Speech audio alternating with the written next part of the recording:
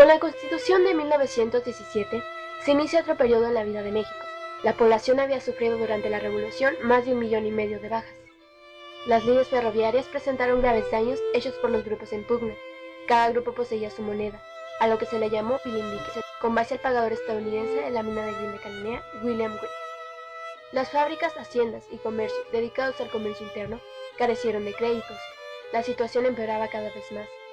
El Partido Liberal Constitucionalista postuló a Carranza como candidato presidencial, quien salió triunfante y tomó posesión de la presidencia el 1 de mayo de 1917. Su gobierno se basó en la búsqueda de control. Un medio sería en mayo de 1918, con la creación de la Confederación Regional de Obreros Mexicanos, y buena parte de sus acciones se orientaron a tratar de establecer un orden político. Durante años, los zapatistas desarrollaron formas de conspiración en contra de Carranza, responsabilizándolo de no cumplir con su palabra de reparto agrario. Por lo tanto, Carranza ordenó el sometimiento de estas fuerzas por Pablo González, quien al primer intento no triunfó. Al segundo triunfante, pero con amenazas y soborno, encontró a Emiliano Zapata y lo asesinó el 10 de abril de 1919, en la hacienda de Chinameca, en el estado de Morelos. En 1919 surgieron varios partidos políticos como el Laborista Mexicano y el Comunista Mexicano. Y el 1 de junio de ese mismo año se postulan como candidatos a la presidencia de la República Álvaro Obregón, Pablo González e Ignacio Bonillas, este último apoyado por Carranza. Por esto, se le acusó de proselitismo y el 23 de abril de 1920 fue proclamado el Plan de Agua Prieta por el general Obregón. En este se desconocía el gobierno de Carranza y los gobernadores que lo suplantaron. También convocaba una junta en la cual se nombraría un presidente interino que convocaría elecciones. Venustiano decidió trasladarse a Veracruz en tren debido a que la mayoría de los gobernadores no lo apoyan. Pero en Veracruz se encuentra con Cándido Aguilar, el cual es simpatizante de su gobierno. En la villa de Guadalupe, el tren es dinamitado, hecho obliga a Carranza a huir hacia Puebla. En su camino, en la sierra de Tlaxcalentongo, el 21 de mayo de 1920, fue asesinado en la choza donde dormía. Álvaro Obregón y Pablo González nombran una comisión para investigar el asesinato, situación en la que Ignacio Bonillas, candidato presidencial, es apresado y enviado a la cárcel de la Ciudad de México. Adolfo de la Huerta asume la presidencia interina tras el asesinato de Carranza. El 22 de mayo se anunciaron las elecciones en las que se elegiría un congreso el 1 de agosto y el presidente de la República el 25 de abril de 1920. Una de las primeras tareas del gobierno era obtener el reconocimiento de Estados Unidos. Para ello, de la Huerta nombra un embajador para asegurarle al país vecino que sus intereses no se verían afectados tras las elecciones.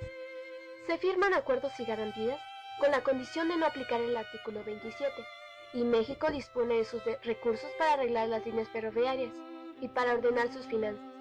Solo teniendo un adversario, Alfredo Robles Domínguez, Obregón, quien resultó electo y el 1 de diciembre de 1920 toma posesión de la presidencia de la República, pero sin el reconocimiento de Estados Unidos.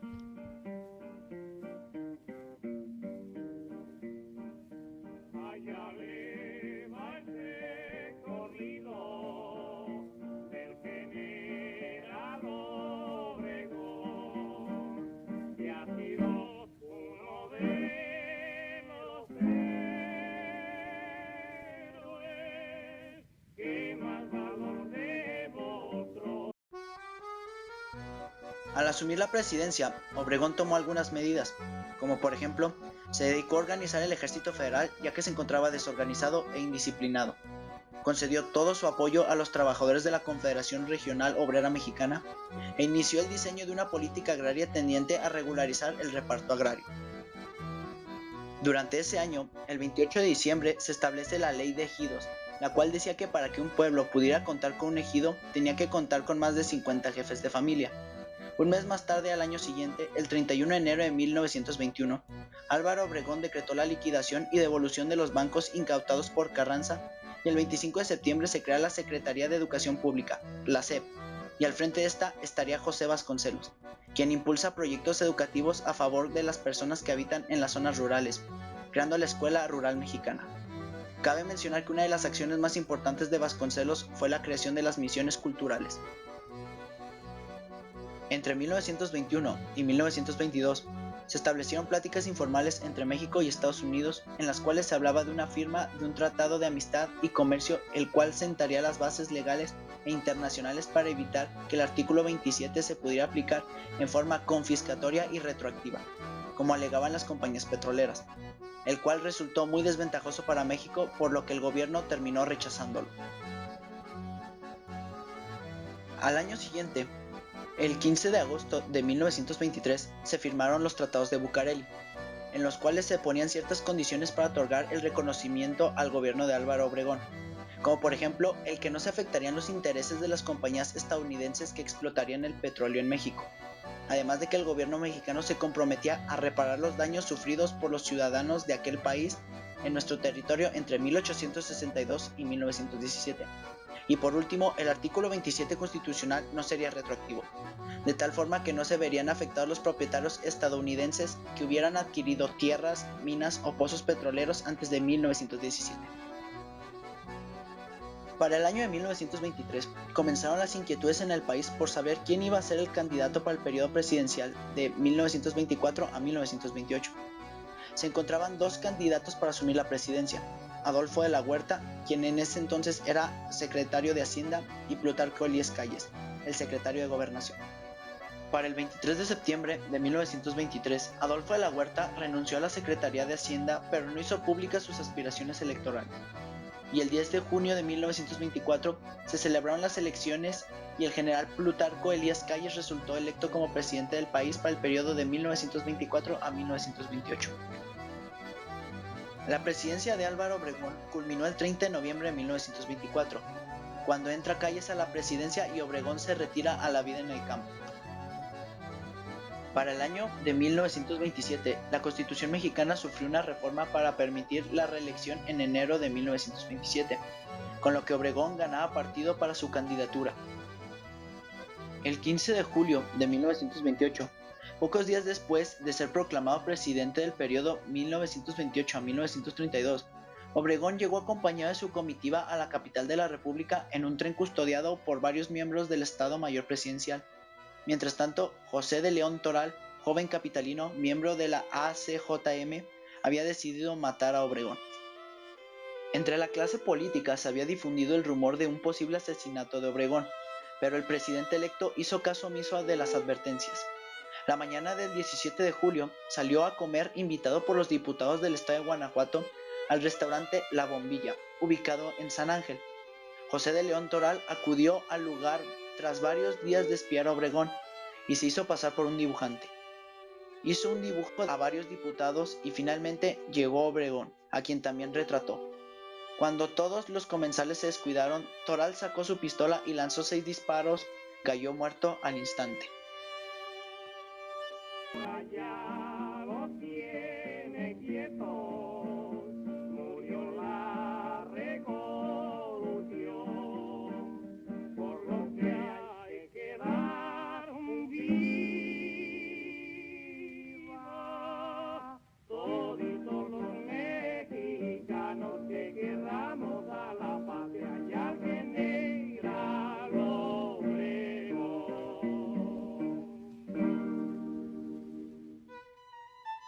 Cuando Plutarco Elías Calles asumió la presidencia de la República el 1 de diciembre de 1924, la nación tenía grandes problemas económicos, una inmensa deuda pública interna y externa, cuyo pago se había suspendido el 30 de junio de 1924 a causa de la rebelión huertista.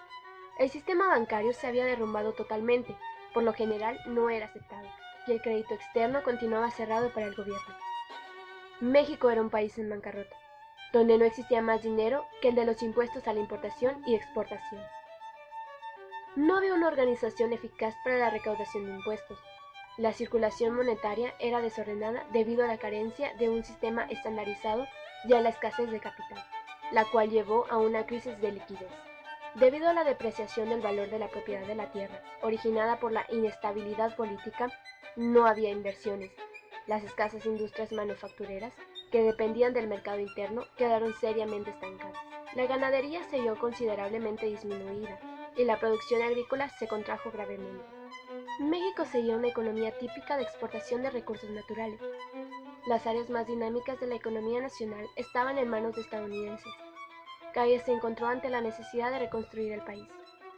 Así, intentó llevar a cabo un cambio de fondo de la estructura económica por medio de un plan nacional, el cual se suponía transformar el sistema económico basado en enclaves autosuficientes en uno sustentado en un mercado nacional unificado.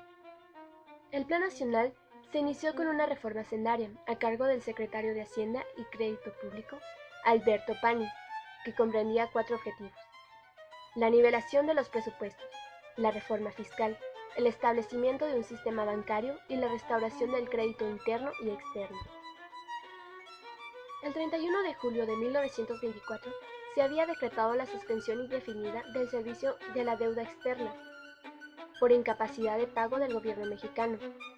La rehabilitación hacendaria comenzó por tratar de eliminar el creciente déficit heredado de ejercicios anteriores, que al 31 de diciembre de 1924 ascendía a 58.683.046 pesos. El control estatal de la banca requirió de un órgano ejecutivo, la Comisión Nacional Bancaria, creada por decreto el 31 de diciembre de 1924, en la que quedaron representados los intereses agrícolas, comerciales e industriales. El artículo 28 constitucional reservó al gobierno el monopolio de la acuñación de moneda y emisión de billetes al banco único que debería crear el Estado. Una vez logrado el equilibrio de los presupuestos, Pani inició una reforma fiscal.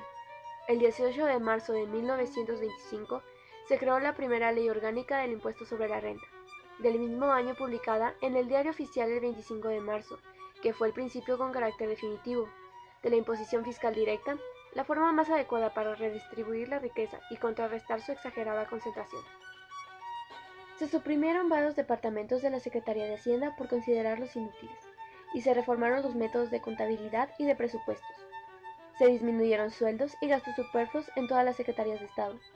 Los egresos decrecieron y el presupuesto para fines bélicos bajó de 32.8% en 1924 a 23.5% en 1927. El 22 de abril se creó la Comisión de Aranceles para favorecer el desarrollo industrial del país y se organizó la Dirección de Catastro. Al eliminarse el déficit federal heredado de gobiernos anteriores, los ingresos aumentaron al grado que las cuentas del ejercicio de 1925 cerraron sin el déficit heredado de los años anteriores. El 25 de agosto de 1925, el presidente Calles expidió la Ley Orgánica del Banco de México, misma que fue perfeccionada, reformada y adicionada 3 veces más durante su gobierno. La nueva institución se ocupó esencialmente de la emisión de billetes y de regular la circulación monetaria en la República, los cambios sobre el exterior y la tasa de interés. Descontar a los bancos privados asociados documentos de carácter genuinamente mercantil y efectuar operaciones bancarias que requieran el servicio de la tesorería. Calles inició una política económica que exigía la inversión de una gran parte del dinero del Estado para las grandes obras de infraestructura que necesitaba el país, y que el empresario nacional por su debilidad no podía llevar a cabo. La política mexicana en este periodo se caracterizó por su nacionalismo frente a la hegemonía estadounidense. Las relaciones con otros países estuvieron comprendidas dentro del contexto de las establecidas con Estados Unidos. La economía de México se basaba principalmente en la exportación de materias primas, las cuales estaban en manos extranjeras. La filosofía con que se inició la reconstrucción económica era la de asignar al Estado el papel rector e impulsor de la economía, ya que ningún país podía considerarse independiente si dependía de las economías extranjeras. El 31 de diciembre de 1925 se aprobó la primera ley reglamentaria del artículo 27 constitucional en materia petrolera, y su reglamento aparece en el Diario Oficial el 8 de abril de 1926. En ella se reafirmó el dominio directo, inalienable e imprescriptible de la nación sobre los yacimientos petroleros, y se estipuló que todo propietario de las tierras petrolíferas adquiridas antes de 1917 debía obtener una concesión confirmatoria de derechos y contratos para poder explotar la propiedad. Estableció a la industria petrolera como una empresa de utilidad pública en todos los aspectos, y por lo tanto, solo con la autorización expresa del Ejecutivo Federal, concedida en los términos de la ley y sus reglamentos, podrían llevarse a cabo los trabajos que dicha empresa requiera. El conflicto con el gobierno de los Estados Unidos se originó principalmente por la Ley Mexicana del Petróleo. a la cual consideraba retroactiva y afectaba a las tierras de propiedad extranjeras, adquiridas antes de la promulgación de la Constitución de 1917. Las tácticas de presión incluyeron desde la negociación con el gobierno mexicano hasta la amenaza de intervención armada. Sin embargo, estos grupos, debido a su situación estratégica, su poderío económico y el apoyo que les dio su gobierno, dependieron más de las formas intermedias, como la protección diplomática y las represalias económicas.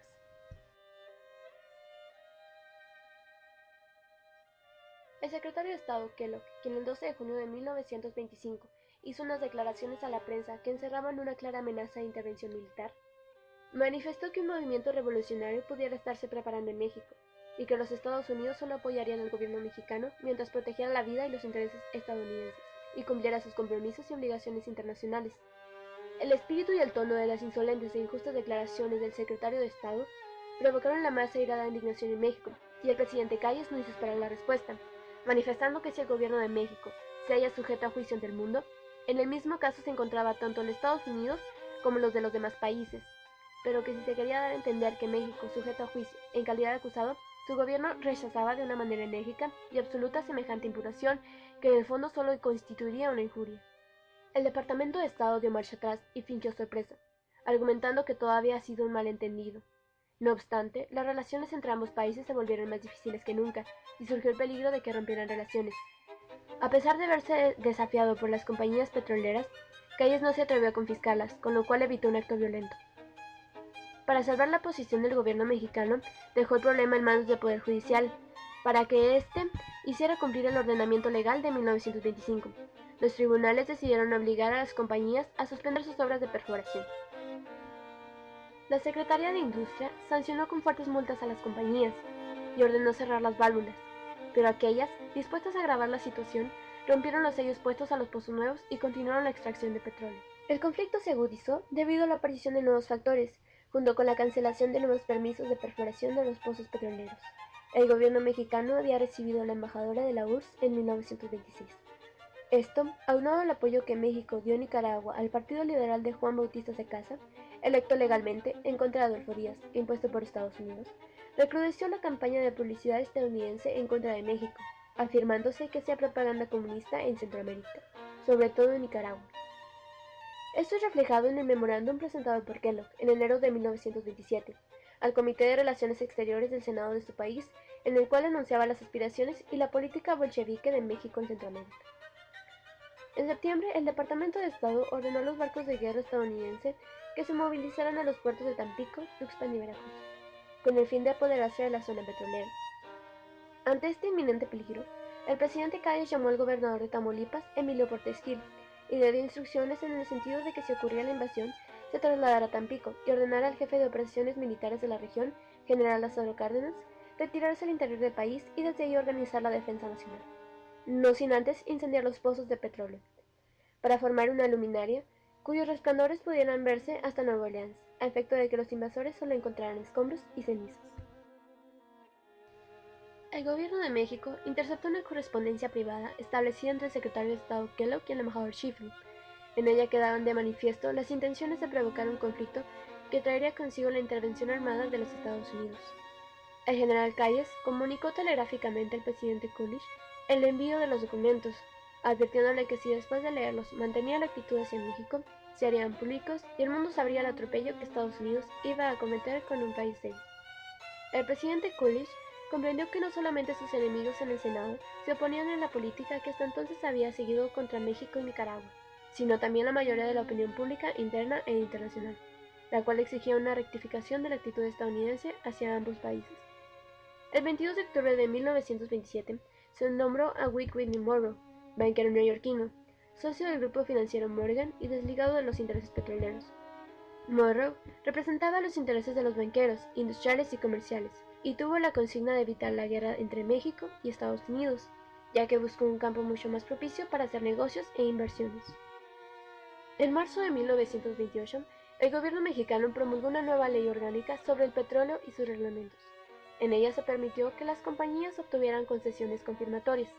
Se eliminó el límite de 50 años para las mismas y se reconocieron los derechos adquiridos con anterioridad el 1 de mayo de 1917, lo cual revocó la ley de 1925. El régimen cayista elaboró 6 planes económicos para mejorar la producción agrícola con una nueva legislación agraria que facilitara la aplicación de las medidas de reforma. Se crearían instrumentos jurídicos para su realización. En los 4 años que van del 1 de enero de 1925 al 31 de diciembre de 1928, se redistribuyeron 3.2 millones de hectáreas que beneficiaron a 1.576 poblados y 307.607 ejidatarios. Al vincular la tierra con los intereses del campesino mediante el ejido o el fraccionamiento, el régimen cayista buscaba la paz del país en las zonas más conflictivas. Así, el ejido constituyó una política tutelar de protección a los estratos más bajos de la población campesina, y al mismo tiempo, una solución política más que económica, ya que la comunidad facilitó de una forma amplia la acción del gobierno en favor del fortalecimiento del Estado y de la integridad nacional. El gobierno esperaba formar una sociedad rural de 3 estratos: el campesino ejidatario, el pequeño propietario y el latifundista, cuya existencia se reconocía como un hecho, a lo que nos lleva cuando Calles dejó la presidencia el 30 de noviembre de 1928.